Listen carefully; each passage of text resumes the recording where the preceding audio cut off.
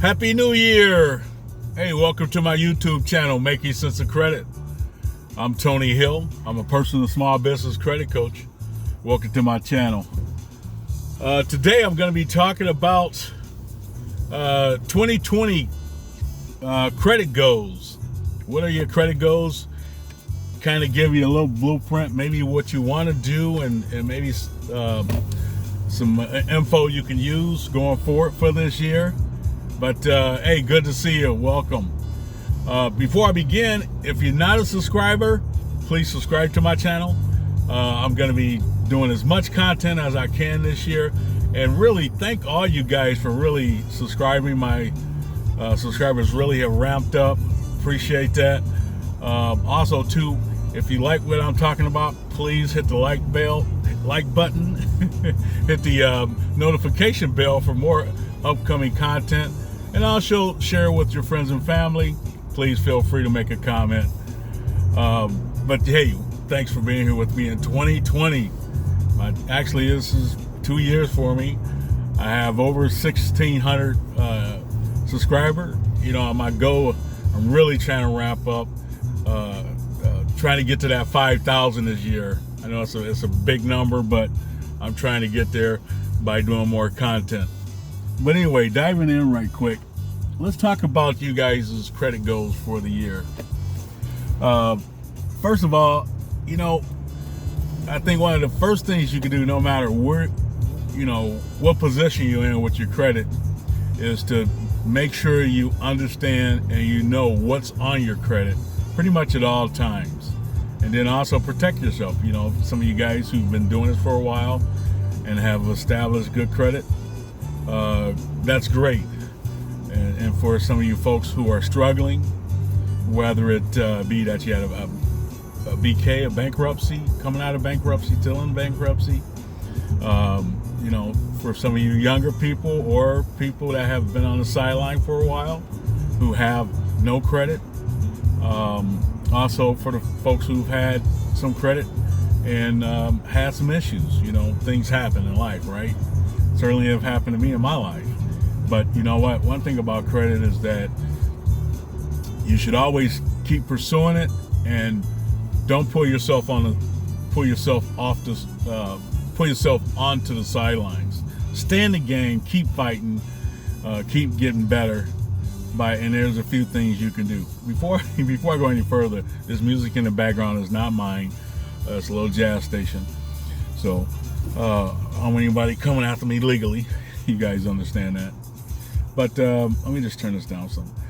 But look, the thing what I want you to know this year is, look, make sure you know steps into going forward with your credit. So let's say, for instance, you're looking to buy that new car this year. You know, if you guys have watched some of my videos, or if you're just with me, look, I'm gonna just drop this. You know what? Always, pretty much, before you apply for something, you should be 90% sure that you're gonna get approved. And the way to do that is to do your research, and maybe whether you're watching videos, read a book, get some information before you apply for something, whether it's a home, car, boat, motorcycle, don't care what it is. Make sure your credit's in place. And start off by, look, everybody preaches this, utilization. You know, if you have credit, make sure your utilization is way down. And people always say 30%, screw 30%. Look, you know what? It's okay to pay your bills off to zero. That whole 30% is a myth. Yes, you should be 30% and under, but it's okay to pay it off. Don't keep a balance if you don't have to, because yes, credit card is like a muscle. The more you use it, the more you're going to strengthen your credit. But at the same time, it's okay to pay it down. Otherwise, if not, everyone's credit scores would be pretty much the same, right? But that's not the case.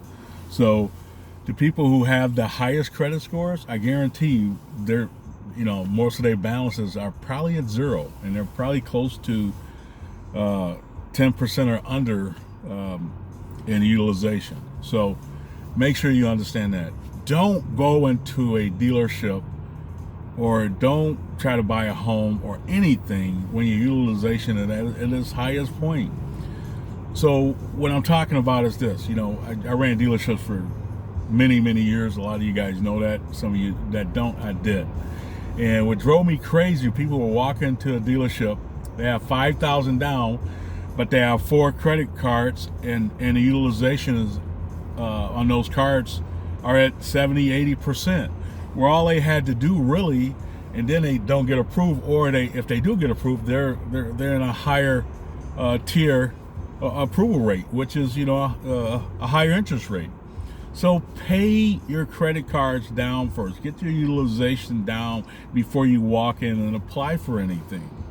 Don't do that. Please don't do that, because that hurts. You're gonna, you take, say for instance, if you go into a 3-month lease and you take, you're $50 higher a month over 36 months.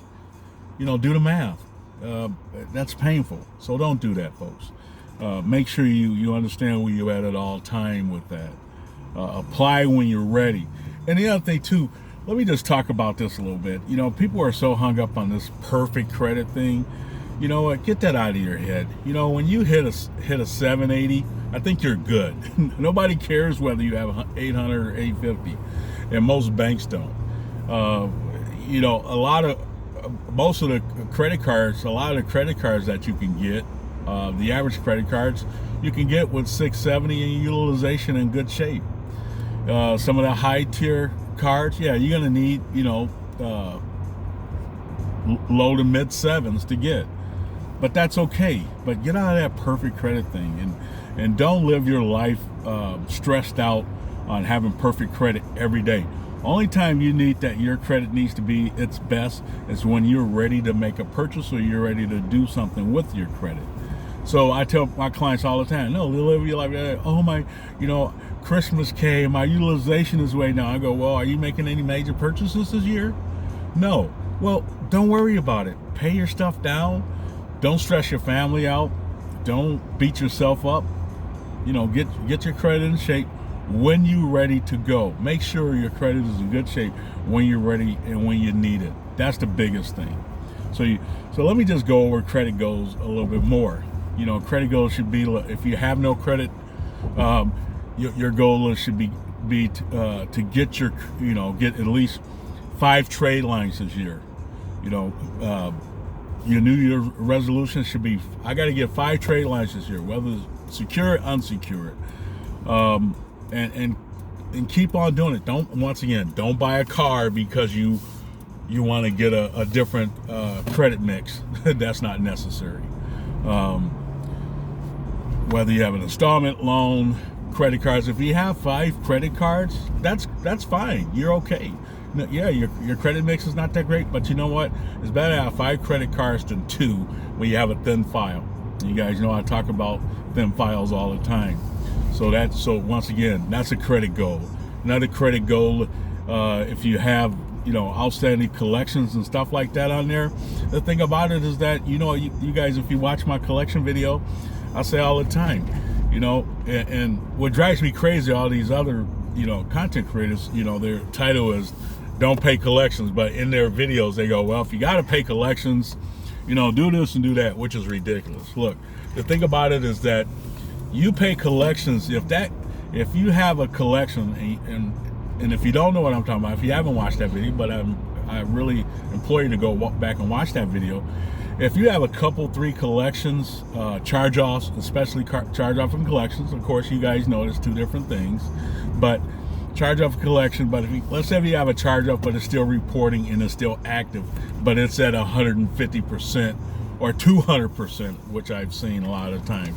The thing about it is that talk to the company, and this is the only time I say, really pay a collection or sell a collection, is if that utilization rate is so high where it's killing you.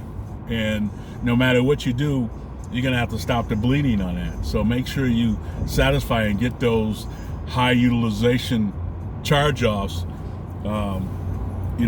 make them go away, even by selling or once again, you guys can do a 609. If you got the time to do a 609 and fight it legally, because you know it's yours, but you want to fight illegally and use that illegal loophole of a 609, do that.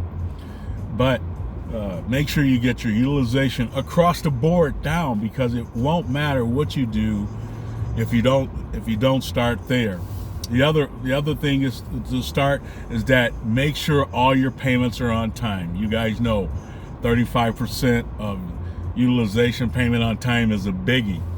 You could go through all the stuff that I'm talking about, and all the other content creators and experts tell you what to do. But if you miss a late payment, that late payment can cost you up to 50, 60, 75 points. Some people say 100. I haven't seen that in my 35 years, but you can get pretty close. 80, 90%. 80, 90 points I've seen, but I've never seen 100 points. If you have, you know what I'm talking about then. But once again, make your payments on time.